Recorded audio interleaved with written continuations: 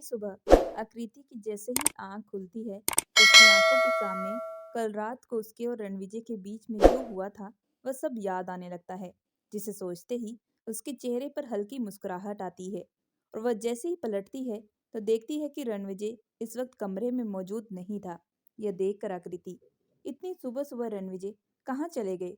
आकृति रणविजय को ढूंढते हुए सीढ़ियों से उतरकर नीचे हॉल में आती है। तभी उसकी निगाह किचन में जाती है तो यह देखकर उसकी आंखें बेहद बड़ी हो जाती है, क्योंकि इस वक्त रणविजय किचन में नाश्ता बना रहा था। यह देखकर आकृति रणविजय के पास आते हुए, ये आप सुबह सुबह क्या कर रहे हैं? आप छोड़िए, मैं कर लूंगी। आकृति की आवाज सुनते ही रणविजय तुरंत आकृति के पास आते हुए गुड मॉर्निंग डार्लिंग यह कहते ही उसके माथे पर हल्की सी किस करता है। तभी आकृति रणविजय को कसकर गले लगा लेती है। आकृति धीमी वॉइस में, आपको ये सब करने की जरूरत नहीं है, मैं खुद नाश्ता बना देती।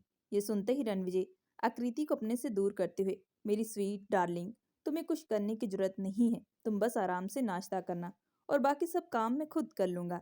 ये कहते ही रणविजय तिरछा मुस्कुराता है। आकृति रणविजय की बातों का मतलब समझते हुए आकृति की गाल लाल हो जाते। तभी रणविजय आकृति को उठाकर किचन के स्लैब पर बिठा देता है। आकृति यह देखकर, क्या कर रहे हैं आप?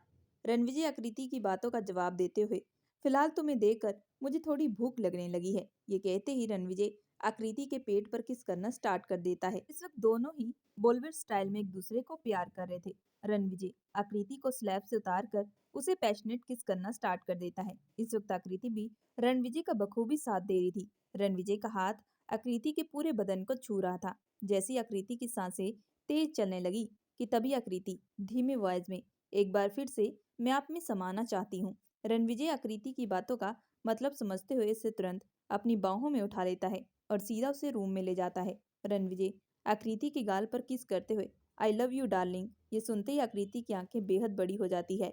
आज उसने पहली बार रणविजय के मुंह से ये शब्द सुना था, जिसे सुनते ही आकृति की गाल लाल हो जाते हैं। वह रणविजय की तरफ देखते हुए, आई लव यू टू, ये कहते ही आकृति रणविजय के होठ पर अपने होठ टिका देती है। दूसरी तरफ मेहरा इंडस्ट्री, इस वक्त समीर ऑफिस के केबिन में बैठकर काम कर रहा था कि तभी सिया ऑफिस के अंदर एंटर करते हुए, तुम यहाँ पर आराम से बैठे हो, बाहर देखो जाकर कितनी भीड़ जमा है।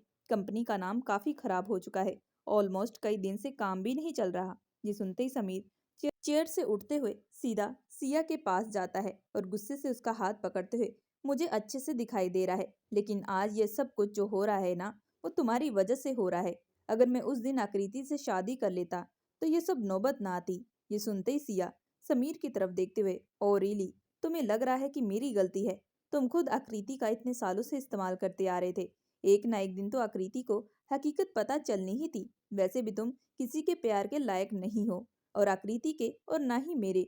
सिया के मुंह से ये सारी बात सुनते ही समीर गुस्से से बौखला जाता है। वह सिया के बाल कसकर पकड़ते हुए, तुम बहुत बोलने लग गई हो, लेकिन मिस सिया, आप भूल रही हैं कि मैं समीर मेहरा हूँ। मेरे सामने कोई भी इस तरीके से बात करेगा तो मैं बिल्कुल बर्दाश्त नहीं करूंगा। तभी सिया समीर की तरफ देखते हुए, ये क्या कर रहे हो, मुझे दर्द हो रहा है। सिया की बात सुनते ही समीर सिया के होठों पर अपनी उंगलियां चलाते हुए, वैसे भी अब तुम मेरे काम की नहीं रही, तुम्हें इस्तेमाल करके अब मेरा मन भर चुका है। ये सुनते सिया अपनी आंखें बड़ी करते हुए, क्या मतलब है तुम्हारा? समीर सिया के बाल छोड़ते हुए उसे दूसरी तरफ धकेलता है, जिससे सिया दूसरी तरफ जाकर गिरती है। तभी समीर गुस्से भरी आवाज में, तुम्हारी वजह से मेरा बहुत बड़ा नुकसान हुआ है, इसी वजह से अब तुम मेरे किसी काम की नहीं।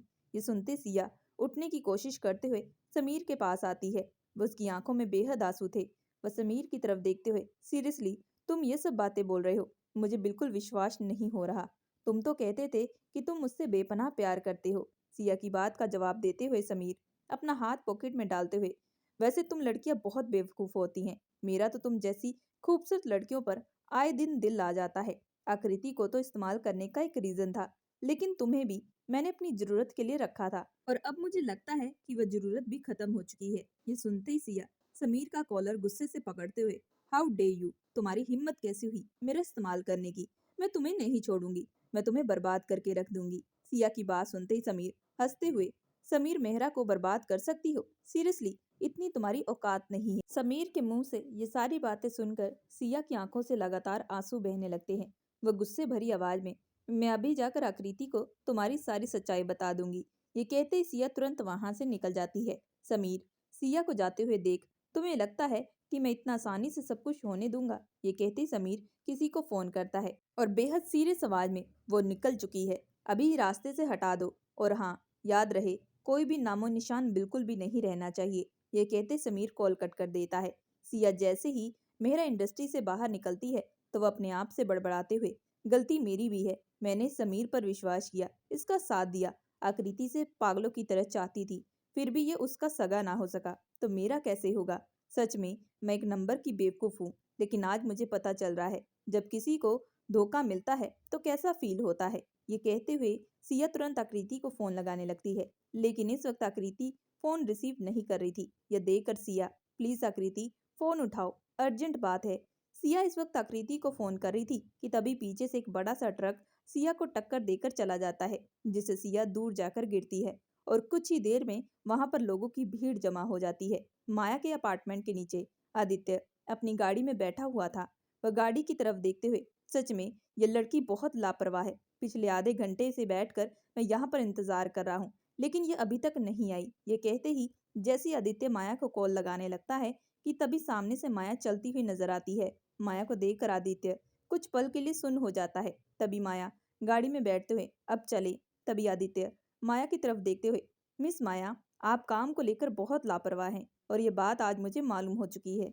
आदित्य की बात सुनते ही माया अपने मन में, ओ गॉड, अब ये फिर से मुझे सारा दिन सुनाते रहेंगे। तभी माया अपने चेहरे पर झूठी स्माइल करते हुए, सॉरी सर, लेकिन अब जल्दी चलिए नहीं तो देर हो जाएगी। करीब आधे घंटे के बाद आदित्य मीटिंग वाली जगह पर पहुंच जाता है। वह गाड़ी को रोकते हुए, तुम यहीं पर रुको, मैं गाड़ी पार्क करके आता हूँ। आदित्य के कहते ही माया तुरंत गाड़ी से उतर कर चली जाती है। आदित्य के जाते ही तभी माया के पास एक लड़का उससे बात करने आता है।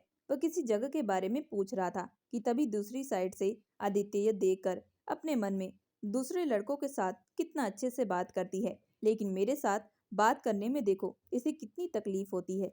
ये सोचते हुए आदित्य माया के पास जैसे ही पहुंचने वाला था कि तब तक वह लड़का जा चुका था। तभी आदित्य बेहद गुस्से भरी आवाज में, मिस माया, आपका दूसरों के साथ बातचीत करना हो चुका हो तो अब काम पर भी ध्यान दे लो। ये सुनते ही माया अपने मन में, लेकिन अब मैंने क्या किया है? तभी माया जैसे कुछ जवाब देने वाली थी कि आदित्य फिर से तेज आवाज में, प्लीज, अब मुझे आपसे कोई बहस नहीं करनी, मीटिंग में आए हैं तो काम कर लिया जाए। ये कहते ही आदित्य आगे बढ़ जाता है। माया भी अपने पैर पटकते हुए आदित्य के पीछे चली जाती है।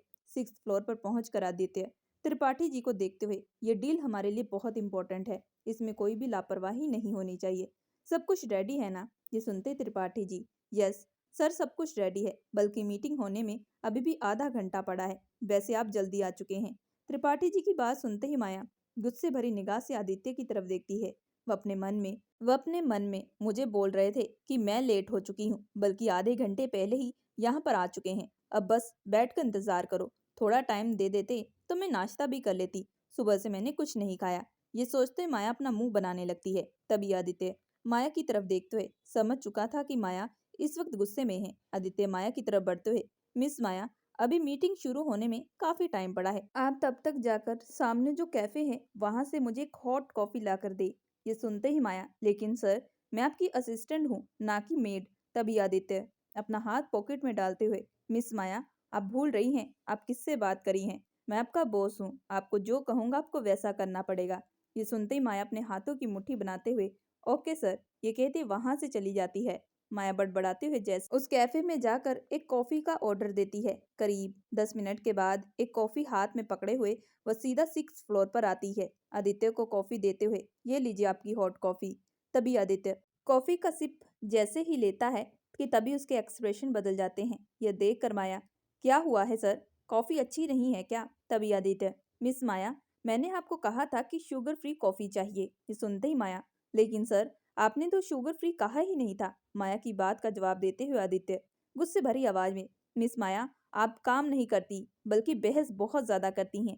अभी टाइम पड़ा है, आप जाकर फटाफट दूसरी कॉफी लेकर आएं। ये सुनते ही माया दोबारा से कॉफी लेने के लिए चली जाती है।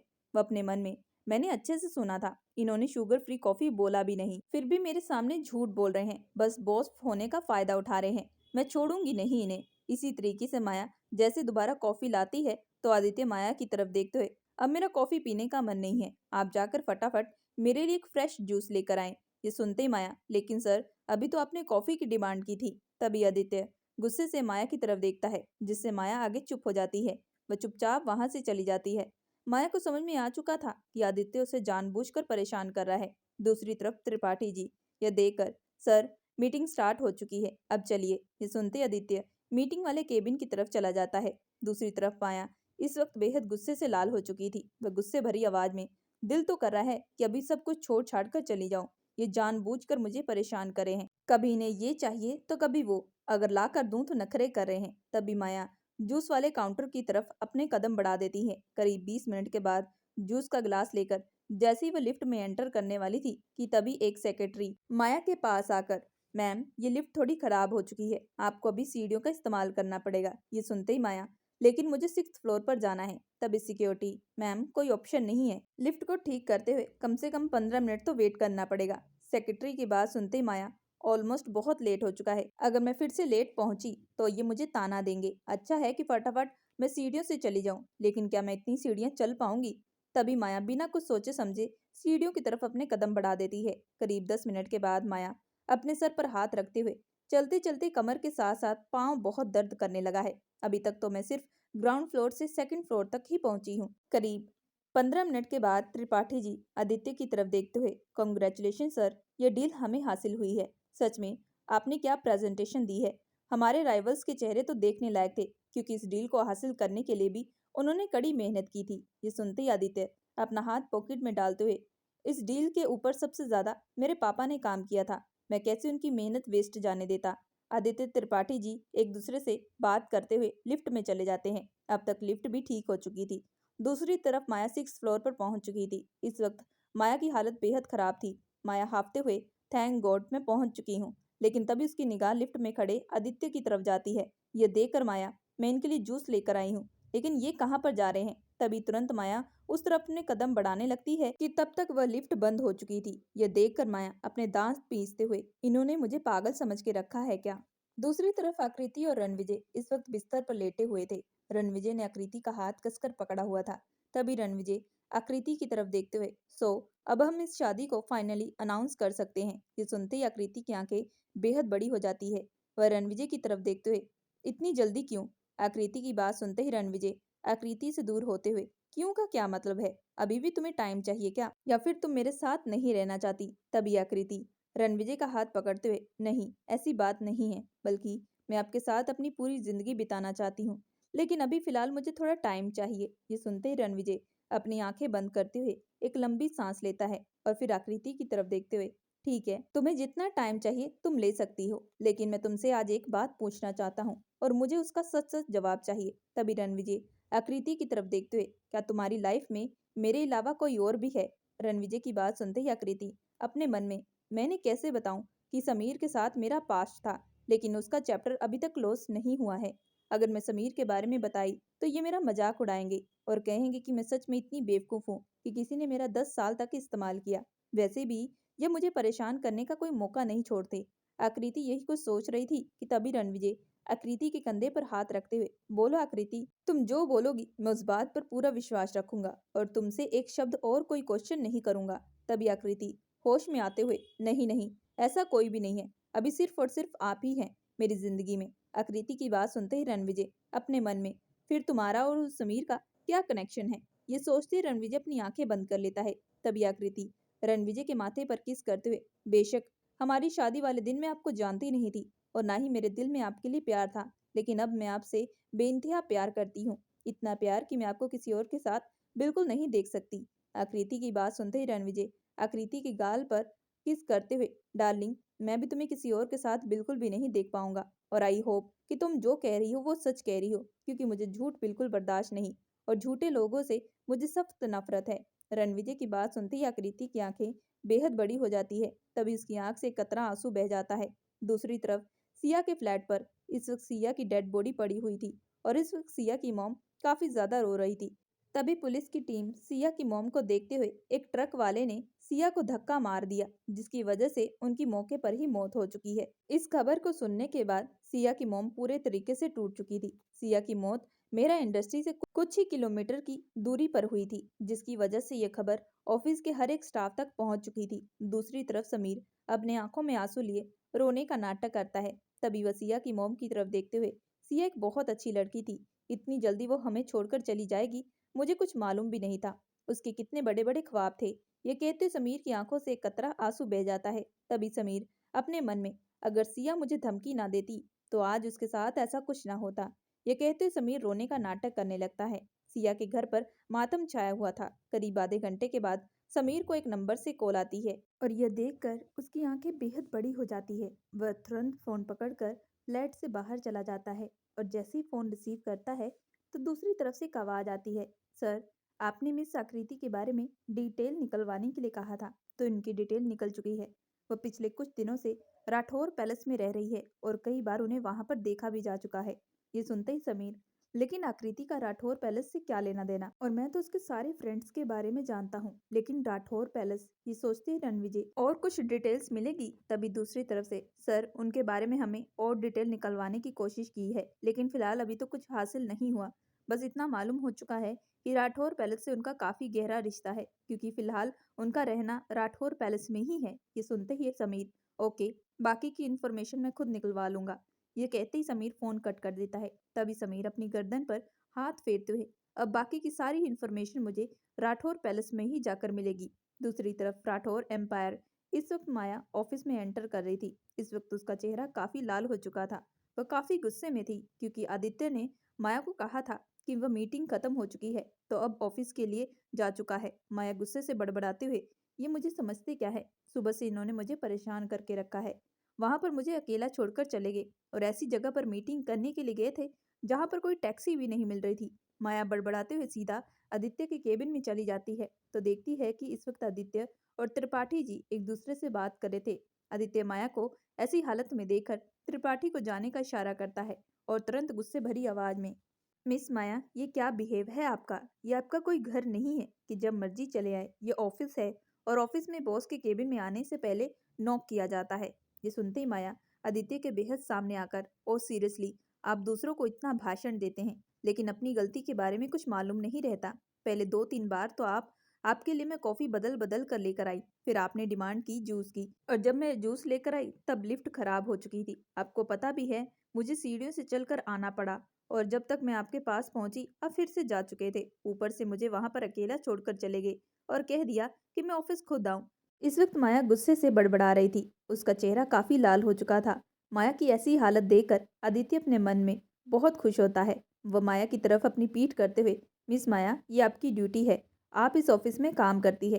तभी माया, हाँ, यही तो मेरी गलती है कि मैं इस ऑफिस में काम करती हूँ, नहीं करना मुझे काम, और मैं छोड़ रही हूँ, मैं रिजाइन दे रही हूँ। ये सुनते ही आदित्य माया की तरफ पलटते हुए, तो ठीक है, 10 लाख की पेनल्टी भरिए और उसके बाद रिजाइन कर लीजिए। हमें भी आपके जैसे लापरवाह स्टाफ की बिल्कुल जरूरत नहीं है। आदित्य की बात सुनते ही माया बेहद चुप हो जाती है। तभी वह अपने मन में, हाँ, इतने पैसे होते तो अभी तक मुंह पर फेंक देती। मुझे पता है कि आप जानबूझकर मुझे परेशान कर रहे हैं। मैंने आपकी गाड़ी का शीशा तोड़ा था। तभी माया अपने हाथों की मुट्ठी बनाते हुए, मैंने आप जैसा खड़ूस बॉस आज तक नहीं देखा। माया की बात सुनते ही आदित्य गुस्से से माया की कमर पर अपनी पकड़ मजबूत करते हुए, मिस माया, अपने बॉस से ऐसे बात की जाती है? तभी माया गुस्से भरी आवाज में, मेरा मन होगा मैं जैसे मर्जी बात करूंगी, क्योंकि आप सिर्फ मुझे परेशान करते हैं। आप मुझे मीटिंग में लेकर गए थे, लेकिन मीटिंग पर आप मुझसे कॉफी और जूस मंगवा रहे थे। अगर मीटिंग में मेरी कोई जरूरत नहीं थी तो फिर आप मुझे लेकर क्यों गए? माया की बात सुनते ही आदित्य माया से दूर होते हुए तिरछा मुस्कुराने लगता है। इस वक्त उसे बहुत हंसी आ रही थी, लेकिन माया इस वक्त बेहद गुस्से से लाल हो चुकी थी। माया गुस्से से चिल्लाते हुए, आप एक नंबर के घटिया, खड़ूस और निहायती बदतमीज इंसान हैं। माया के मुंह से ये सारे शब्द सुनकर आदित्य के फेस के एक्सप्रेशन बदल जाते हैं। वह माया की तरफ बढ़ते हुए तुरंत माया को पकड़कर दीवार के साथ लगा देता है। वह तेज और गुस्से भरी आवाज में, अपनी लिमिट में रहकर बात करें, अगर एक शब्द और बोला ना। आदित्य आगे कुछ कहता कि तभी माया चिल्लाते हुए, मैं कहूंगी और बार बार कहूंगी, क्योंकि आप निहायती बदतमीज इंसान हैं।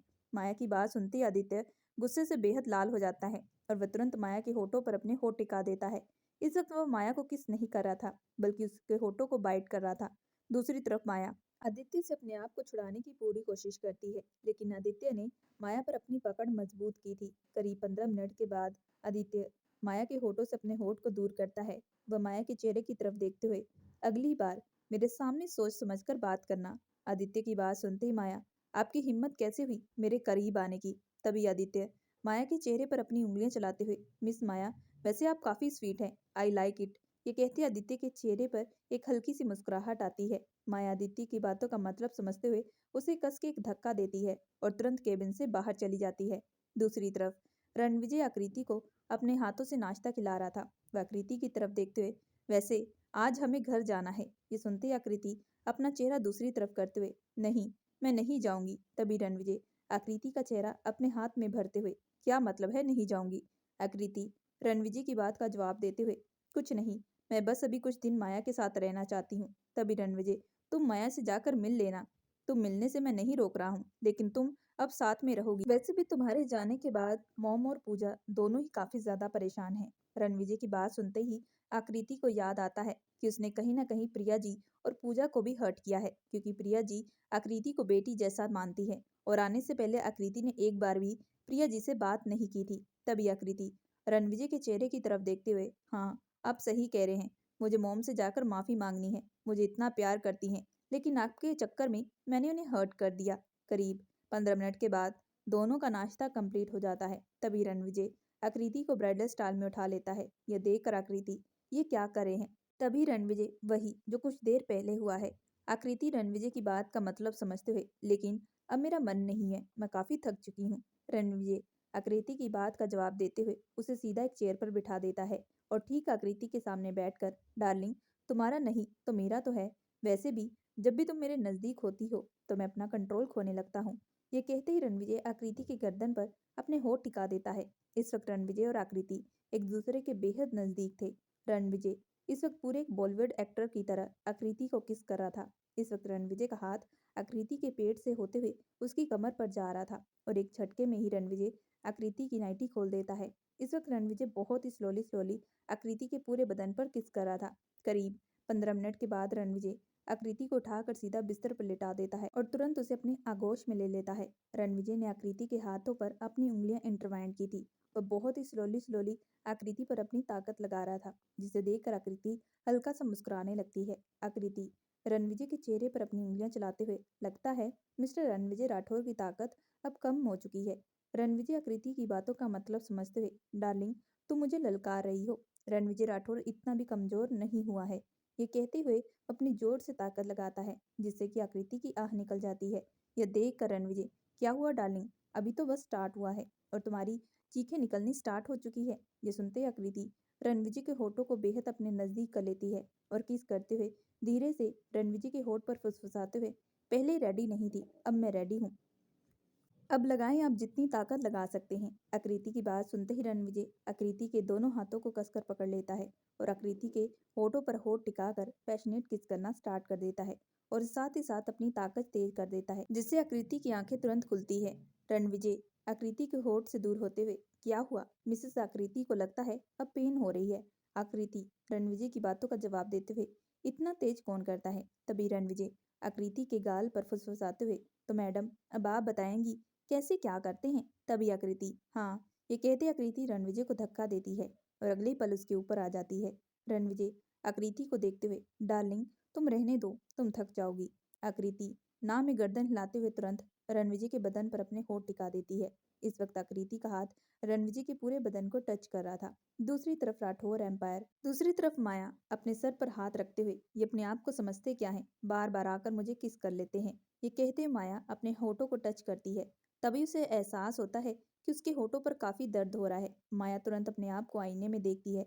यह देख कर उसकी आंखें बेहद बड़ी हो जाती है, क्योंकि इस वक्त उसके होठों से हल्का खून निकल रहा था। दूसरी तरफ आदित्य ऑफिस की खिड़की से ये सारा नजारा देख रहा था। माया की ऐसी हालत देखकर उसे बहुत हंसी आ रही थी कि तभी कुछ देर बाद माया के केबिन में एक स्टाफ एंटर करते हुए माया के टेबल पर पुरानी सारी फाइलें रखता है, जिसे देखकर माया की आंखें बड़ी हो जाती है। तभी वो अपने सर पर हाथ रखते हुए, नहीं, अब फिर से नहीं, ये बॉस होने का नाजायज फायदा उठा रहे हैं। आदित्य माया को देखते हुए अपने मन में, मिस माया, ये तो अभी शुरुआत है, आगे आगे देखो तुम्हारे साथ होता क्या है। तुमने मिस्टर आदित्य राठौर से पंगा लिया है, इसका अंजाम तो तुम्हें भुगतना पड़ेगा। यह कहते उसके फेस पर तिरछी मुस्कान आती है। राठौर पैलेस। इस वक्त मोनिका पूजा के कमरे से बाहर निकलते हुए, इसे भी कुछ नहीं मालूम कि इसका भाई कहाँ है, लेकिन आखिर रणविजय कहाँ पर है, उसे मैंने कितने वॉइस मैसेज छोड़े हैं, लेकिन उसकी तरफ से मुझे कोई भी आंसर नहीं मिला। आई होप वह आकृति के साथ ना हो। दोनों ही एक दूसरे से दूर रहे, वही बेहतर है। ये कहते हुए मोनिका जैसे ही राठौर पैलेस से बाहर निकलती है, तो देखती है कि इस वक्त एक ब्लैक कलर की कार राठौर पैलेस के बाहर खड़ी थी। तभी उस कार से एक हट्टा कट्टा नौजवान लड़का गाड़ी से उतरता है। यह देखकर मोनिका उस शख्स की तरफ अपने कदम बढ़ा देती है। तभी वह शख्स मोनिका की तरफ देखते हुए, क्या ये मिस आकृति खुराना यहाँ पर रहती हैं? मोनिका ये सुनते ही, हाँ, लेकिन आप कौन हैं? तभी वह शख्स, मेरा नाम समीर मेहरा है। ये कहते ही समीर, मुझे मिस आकृति से मिलना है। क्या वह अभी घर पर हैं? तभी मोनिका अपने मन में, ये बार बार आकृति को मिस क्यों बोल रहा है? उसकी तो शादी हो चुकी है। तभी मोनिका समीर की तरफ देखते हुए, फिलहाल तो आकृति यहाँ पर नहीं है, लेकिन आप कौन हैं? तभी समीर अपना हाथ पॉकेट में डालते हुए, मिस आकृति का मैं बहुत ही खास दोस्त हूँ। ये सुनते ही मोनिका समीर की तरफ देखते हुए, अगर आप इतने ही खास दोस्त हैं, तो क्या आपको नहीं पता कि आपकी दोस्त की शादी हो चुकी है और वह अब मिस नहीं बल्कि मिसेस बन चुकी है? मोनिका के मुंह से ये बात सुनते ही समीर के चेहरे के रंग उड़ जाते हैं। वह बेहद गुस्से भरी आवाज में, उस आकृति की इतनी हिम्मत कि उसने मुझे धोखा दिया। मोनिका समीर के मुंह से ये बात सुनते ही, धोखा? बोलना क्या चाह रहे हो? मुझे साफ साफ बताओ, क्या बात है? वैसे भी तुम्हारी उस दोस्त ने मुझसे मेरा प्यार छीन लिया है। अगर उसके खिलाफ कोई बात है तो मुझे जल्दी से बताओ। मोनिका के मुंह से ये बात सुनते ही समीर, मुझे लगता है कि अभी हमें यहाँ पर एक दूसरे से बात नहीं करनी चाहिए। हमें कहीं और जाकर बात करते हैं। समीर की बात का जवाब देते हुए मोनिका, हाँ, तुम सही कहते हो। और वह तुरंत गाड़ी में बैठ जाती है और दोनों ही वहां से चले जाते हैं। कहानी के आगे क्या होने वाला है, उसके लिए आपको सुनना पड़ेगा कहानी का अगला भाग। कहानी पसंद आए तो हमारे चैनल को लाइक और सब्सक्राइब जरूर करिएगा एंड बेल आइकन का बटन जरूर दबाइएगा।